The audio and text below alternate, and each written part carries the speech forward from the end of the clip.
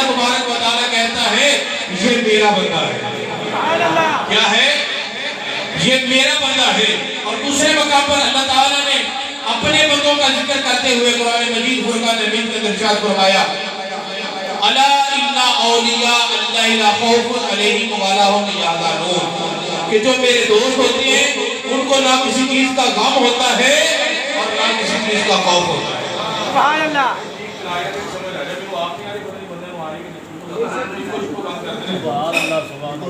حضرت گرامی اللہ تبارک و تعالیٰ نے اپنے بندوں کا ذکر کیا. کہا کہ جو میرے بندے ہیں جو میرے دوست ہیں ان کو کسی چیز کا نہ غم ہے نہ خوف ہے. ہر چیز سے باخوف ہے. تو حضرت گرامی آئیے آپ احباب کو ایک مختصر سی بات بتانا چاہتا ہوں اشارے کے طور پر. حضور شہنشاہ بغداد کی یاد میں آج ہم پروگرام سجا کے بیٹھے ہیں. حضور غوث اعظم کا ایک ملنگ تھا, ایک مرید تھا, ایک بازار میں جا رہا تھا. جیسے میرے حضور غوث اعظم کی شان میں شاید لکھتا ہے نا مریدی لا تخف کہہ کر تسلی دی غلاموں کو قیامت تک رہے بے خوف بندہ غوث اعظم کا. قیامت تک رہے بے خوف. سارے بولو بندہ غوث اعظم کا بندہ. خدا کے فضل سے ہم پر ہے سایہ غوث اعظم کا. ہم الحمدللہ حضور غوث اعظم کے ماننے والے. تو بندہ نا بازار میں جا رہا تھا. تو بندہ بازار میں جا رہا تھا. اس نے دیکھا بازار کے ایک کونے میں ایک بندہ بیٹھا رو رہا تھا. وہ اس کے پاس جاتا ہے, جا کے پوچھتا ہے اے رونے والے کیوں پریشان ہے, کس بات پر اتنا پریشان ہے, رو رہا ہے؟ وہ کہتا ہے میں اس لیے رو رہا ہوں میری ایک بیٹی ہے, میرا سہارا اور کوئی نہیں ہے. میری ایک بیٹی ہے, اس کی میں نے شادی کرنی ہے. اب میرے پاس دینے کے لیے کچھ نہیں ہے. میں اپنی بیٹی کو جہیز بھی دینا چاہتا ہوں, اس کی شادی بھی کرنا چاہتا ہوں, مہمان آئیں گے میں کھانا بھی دینا چاہتا ہوں, لیکن میرے پاس کچھ نہیں ہے. میں کیا کروں, میں کہاں سے لے کر آؤں, مجھے کوئی دینے کے لیے بھی تیار نہیں ہے. وہ بندہ بولا ارے تجھے غوث اعظم کے در کا نہیں پتا؟ ارے تجھے غوث اعظم دستگیر کے در کا نہیں پتا؟ کیا اس ہستی کے پاس چلا جا جو وہاں پہ چلا جاتا ہے, وہ اس کے خالی خزانے خالی جولی لے کر جاتا ہے. وہ ایسا خزانہ عطا کرتے ہیں ان کے خزانے والا جو اللہ تعالیٰ نے ان کو عطا کیا ہے اس کی خالی جولی کو ایسا بھر دیتے ہیں کہ وہ دنیا میں بھی مالا مال ہو جاتا ہے, آخرت میں بھی مالا مال ہو جاتا ہے. المختصر یہ ہے وہ بندہ چلتا ہے حضور غوث اعظم کی بارگاہ میں چلا جاتا ہے. حضور غوث اعظم اپنے مقام ولایت پر جلوہ فرما ہیں, بیٹھے ہیں. وہ بندہ جا کے التجا کرتا ہے, کہتا ہے حضور مجھ پر کرم کیجئے, میں بے سہارا ہوں, آپ کا نام سن کے آ گیا. میں آپ کا پاس پہلے کبھی نہیں آیا, آپ کا نام سنا ہے, میں آپ کی بارگاہ میں آ گیا ہوں, مجھ پر کرم کیجئے. آپ نے پوچھا بتا کیا چاہتا ہے؟ اس نے کہا کہ میری بیٹی ہے, اس کی میں شادی کرنا چاہتا ہوں. سمجھ آ رہی ہے نا سبھی اب آپ کو کہ میری ایک بیٹی ہے, میں اپنی بیٹی کی شادی کرنا چاہتا ہوں, میرے پاس ہے کچھ نہیں, مجھے عطا کیجئے. اب حضور غوث اعظم سرکار کی محبت کا انداز دیکھیں. آپ نے اپنی جیب کے اندر ہاتھ ڈالے, جیب میں سے ایک رمال کو نکالا, اس بندے کو دے دیا. جب رمال بندے کو دیا کہا کہ اپنی ہاتھ کو بند کر لے, پنجابی جب کہنا تو مٹھ بند کر لے, ہاتھ کو بند کر لے, چھپا لے اس کو, اور کھول کے نہیں دیکھنا اس میں کیا ہے. وہ جاتا ہے وہاں سے نکلتا ہے, آپ کے حضرہ آپ کے آستانہ سے نکلتا ہے, بازار میں جاتا ہے. بات کیا کرتا جاتا ہے حاجی صاحب, کہتا جاتا ہے لو جی میں غوث کے کوڑ بھی گیا تو انہوں نے میں دیتا کہ ایک رمال کپڑا, مینو کی دیتا ایک رمال ایک کپڑا, غوث نے مینو کپڑا دیتا, غوث نے مینو ایک کپڑا دیتا, پیسے دیتے نہیں, میں بچی دی شادی کیویں کرا. ابھی وہ یہ کہتا جا رہا تھا کہ ایک چوک کے اندر 5 7 10 بندے جو غوث اعظم کے غلام تھے وہ وہاں پر کھڑے تھے. ان کے کان میں بھی ایک کے کان میں آواز آئی, اس نے کہا میرے پیر کا نام لے رہا ہے, میرے پیر کا نام لے رہا ہے اور کہہ رہا ہے مجھے کہہ دیا ایک کپڑا, اور دیکھتا جاتا ہے. اس نے کہا یہ تو میرے پیر کا رومال ہے. اس نے کہا رومال مجھے دے دے. اس نے کہا نہیں نہیں یہ تو مجھے غوث نے دیا ہے, مجھے عبد القادر جیلانی نے یہ رومال دیا ہے. اور اس نے کہا ہے اس کو کھولنا نہیں, گال لے جا, میں اپنی بچی کی شادی کے لیے لے کر جا رہا ہوں, لیکن افسوس ہے یہ تو رومال ہے, میں بچی کی شادی رومال کیسے کروں گا, میرے پاس تو ہے ہی کچھ نہیں. اس کا وہ نظریہ نہیں تھا نا جو مرید کا ہوتا ہے. اس لیے کہا نا مریدی لا تخف کہہ کر تسلی دی غلاموں کو، قیامت تک رہے بے خوف بندہ غوث اعظم کا۔ تو وہ کہتا ہے یہ تو میرے پیر کا رومال ہے، تو کیا چاہتا ہے؟ وہ کہتا ہے اچھا اگر تجھے اپنے پیر کے رومال سے اتنی محبت ہے، اتنی نسبت ہے، یہ رومال مجھے دے دے۔ اس نے کہا میں رومال تو تجھے دے دیتا ہوں، بتا مجھے کیا دے گا؟ اس نے کہا تجھے کیا چاہیے؟ مثال کے طور پہ اس وقت ہزاروں کے نوٹ نہیں تھے، سمجھانے کے لیے بتانے لگا ہوں۔ اس نے کہا میری بچی کی شادی کا جو خرچہ ہے وہ 5000 روپے ہیں۔ کتنے؟ 5000 روپے ہیں۔ اس وقت روپے تو نہیں ہوتے تھے، 5000 روپے ہیں۔ اس نے کہا بس 5000 روپے سے کیا تیری بچی کی شادی ہو جائے گی؟ اس نے کہا ہاں ہو جائے گی۔ اس نے اپنی جیب سے 5000 نکالے، اسے دے دیا، رومال خود پکڑ کے بوسہ لیا، آنکھوں کو لگایا، جسم پہ پھر اپنے جیب میں ڈالا۔ سبحان اللہ۔ محبت والا تھا نا، عقیدت والا تھا، محبت والا۔ ہم بھی الحمدللہ سنی عقیدت والے ہی ہیں۔ وہ کہتا ہے تم ولیوں کے درباروں پہ جاتے ہو، وہاں پہ تمہیں کیا ملتا ہے؟ جیسے کوئی بندہ تھا نا بابا فرید کی بارگاہ سے آ رہا تھا، آگے سے اسے وہ دوسرا بندہ مل گیا، انہوں نے کدھر سے آیا؟ میں بہشتی دروازہ لنگ کے آیا۔ کیا کہا؟ میں بہشتی دروازہ جنتی دروازہ لنگ کے آیا۔ انہیں کیا اچھا اگر تو جنتی دروازہ لنگے تو نبی پاک کی حدیث بھی ہے جنتی دے وچوں خوشبو ہوندی ہے۔ جڑا بندہ جنتی ہوئے او دے وچوں کیا ہوندا؟ اس میں سے خوشبو آتی ہے۔ پھر تیرے پاس کوئی رومال ہوگا نا، رومال دکھا، رومال نکالا، اسے دیا، پھر رسول نے کہا یار اس میں تو خوشبو نہیں آ رہی۔ اس نے کہا اچھا ارے تجھے پوری حدیث آتی ہی نہیں ہے، تجھے پوری حدیث کا نہیں پتا۔ اس نے اور لفظوں سے کہا لیکن میں مسجد میں کھڑا ہوں، پیار سے لفظ بول رہا ہوں۔ اس نے کہا تجھے پتہ نہیں ہے پوری حدیث کا؟ پوری حدیث یہ ہے کہ جنتی کے جسم سے یا جنتی کے کپڑوں سے جنت کی خوشبو آتی ہے، لیکن آتی صرف جنتی کو ہے۔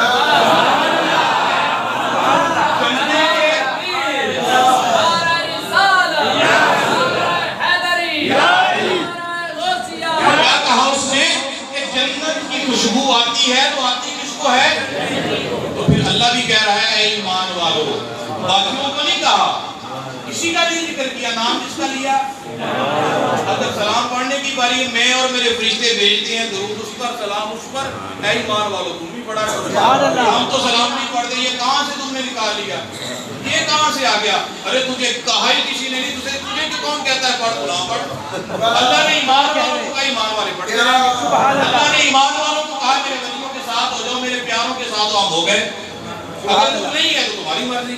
اختلافی میں بات نہیں کر رہا، میں قرآن کی دلیل اور اس کا ترجمہ ہی آپ کو سماعت کروا رہا ہوں، اب وہ سماعتوں کے حوالے کر رہا ہوں۔ تو وہ بات کیا ہوئی؟ اس نے کہا اگر تجھے تیرے پیر کے ساتھ محبت ہے، رومال لے لے 5000 سے، تو اس نے 5000 دیے، چوما، آنکھوں کو لگایا، جیب میں ڈال لیا۔ اب جب یہ منظر ہوا نا تو ساتھ 3-4 چور بھی کھڑے تھے، 3-4 چور بھی کھڑے تھے۔ پھر آپس نے فیصلہ کیا یار جیڑے پیر دا رومال وچوں 5000 لب جائے، واہ واہ سبحان اللہ، جیڑے پیر دا رومال وچوں 5000 لب جائے او دے گھروں اگر کچھ اور چک لے گئے تے کی کچھ اور نہیں۔ واہ واہ سبحان اللہ۔ ایک چور جو تھا نا، ایک چور جو تھا اس نے پروپیگنڈا تیار کیا۔ وہ تینوں دوست ملے، ایک نے کہا کہ میں عبدالقادر کے گھر چلا جاؤں گا، تم باہر بازار میں کھڑے ہو کے راکھی رکھنا، تم مجھے دیکھے نا۔ وہ پہلے میں کھڑے ہو گئے، ایک بندہ گھر جاتا ہے، ایک چور گھر داخل ہو گیا۔ اب چور جب گھر داخل ہو گیا اس کی سب سے پہلے نظر جو تھی نا حضور شہنشاہ بغداد عبدالقادر جیلانی کی تسبیح پر پڑی۔ اس نے دیکھو، اس نے کہا تسبیح بڑی چمک رہی ہے، یہ بھی چمکتی نظر آتی ہے سبحان اللہ، لیکن یہ وہ والی نہیں ہے سبحان اللہ، یہ بھی چمکتی ہے۔ اس نے کہا یار تسبیح بڑی چمکتی ہے، میں اٹھا رہا ہوں موتیوں کا ہار، تسبیح اس نے اٹھائی، کہا یار بڑا قیمتی پتھر لگتا ہے۔ اس نے نا وہ تسبیح اتاری، ہاتھ میں دیکھی، یار بڑی خوبصورت لگی۔ اس نے کہا یار میں نے جا کے فروخت تو کر دینی ہے، میں اپنے گلے میں ڈال کر رہا دیکھو کیسے لگتی ہے سبحان اللہ۔ اس نے عبدالقادر جیلانی کے ہاتھ میں لگی ہوئی تسبیح جو تھی اپنے گلے میں ڈالی۔ تسبیح بتاؤں کیا کام کرتی ہے؟ وہ تو عبدالقادر جیلانی تھے نا، عبدالقادر جیلانی کے ماننے والے پیر مہر علی شاہ صاحب سبحان اللہ۔ آپ ایک دن نا اس کو علماء اکرام نے اپنے اپنے انداز میں بیان کیا ہے، لیکن میں نے جو پڑھا ہے کچھ اب آپ نے پھر جماعت علی شاہ صاحب کا بھی نام لیا ہے، لیکن جو میں نے پڑھا ہے وہ میں بتانے لگا ہوں۔ آپ ایک عدالت میں جا رہے تھے، وہ مرزا والا جو معاملہ تھا، تو وہاں پہ ایک سپاہی کھڑا تھا، اس کے ہاتھ میں نا بندوق تھی، اس کے اندر گولی تھی، تو پیر مہر علی شاہ صاحب کے ہاتھ میں تسبیح تھی۔ آپ سے وہ جو بندہ تھا نا، وہ سپاہی انگریز جو تھا، غیر مسلم جو تھا، وہ کہتا بابا ہاتھ میں کی پڑیا؟ آپ فرماتے ہیں تیرے ہاتھ میں کیا ہے؟ اس نے کہا یہ میرا ہتھیار ہے۔ بابا جی فرماتے ہیں یہ میرا ہتھیار ہے، کہتا ہے یہ میرا ہتھیار ہے. تو بابا جی کہتے ہیں یہ میرا ہتھیار ہے. اس نے کہا بابا تیرا ہتھیار کام کی کرتا؟ آپ نے کہا میں تیرا ہتھیار کی کام کرتا. اس نے اس میں گولی شامل کی، اس میں گولی ڈالی. ایک درخت پہ ایک پرندہ بیٹھا تھا، اسے مارا، وہ مر کے گر گیا. اس نے کہا دیکھا بابا یہ میرا ہتھیار کام کرتا ہے. پیر میر علی شاہ صاحب اس پرندے کے پاس جاتے ہیں، جا کے اپنی تسبیح لگاتے ہیں، وہ پھر اٹھتا ہے، درخت پہ بیٹھ جاتا ہے. آپ فرماتے ہیں ارے بدبختہ تیرا ہتھیار مارتا ہے تو میرا ہتھیار زندہ کرتا ہے.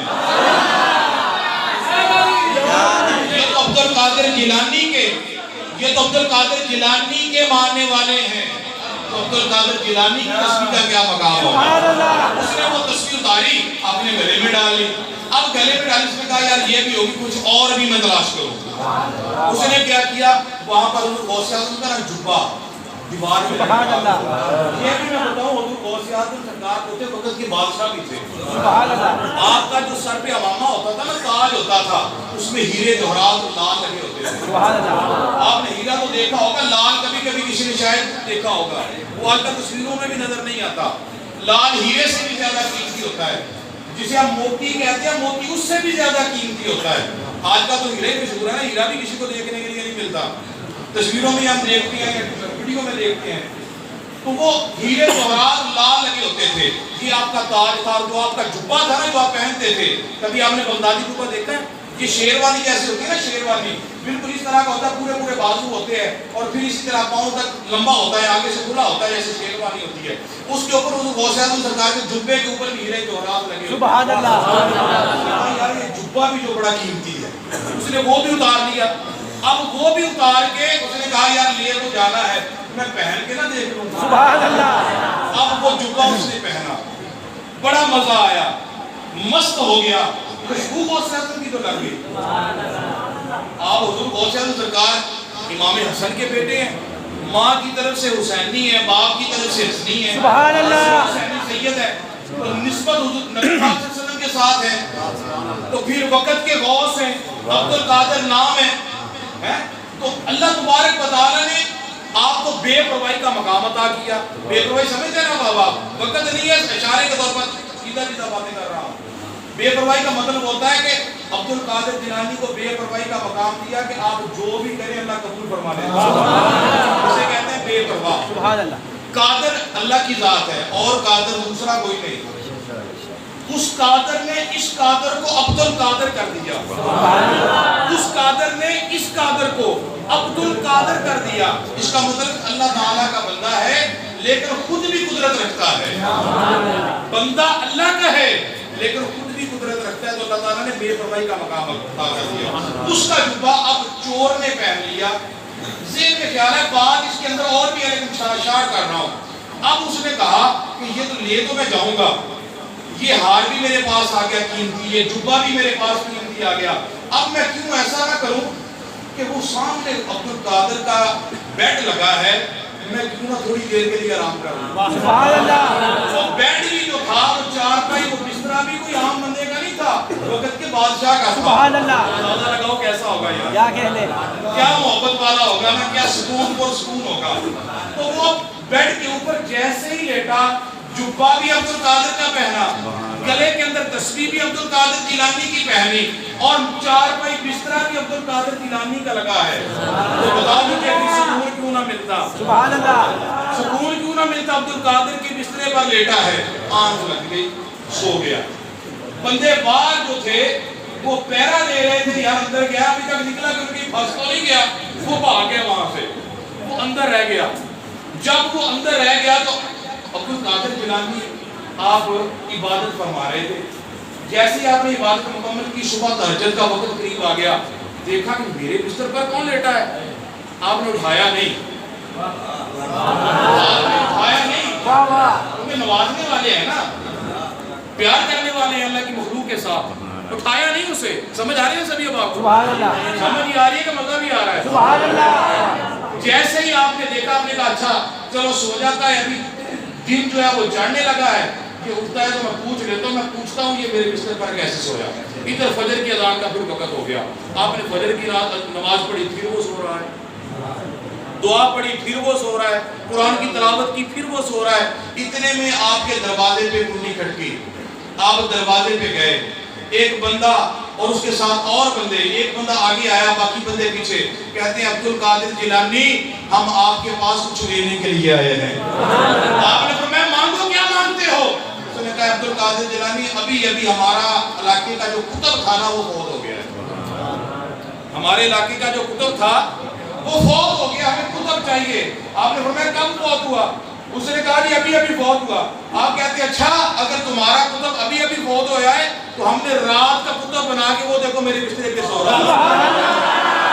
ہمارا کتب ابھی فوت ہوا ہے اور میں نے تو رات کا کتب بنا دیا، وہ دیکھو میرا جبہ پہن کے میرے بسترے پہ سو رہا ہے. نعرہ تکبیر، نعرہ رسالت، نعرہ حیدری، فیضان غوثیہ جاری رہے گا. فیضان غوثیہ، فیضان غوثیہ، اللہ محمد چاریار حاجی خواجہ قطب فرید.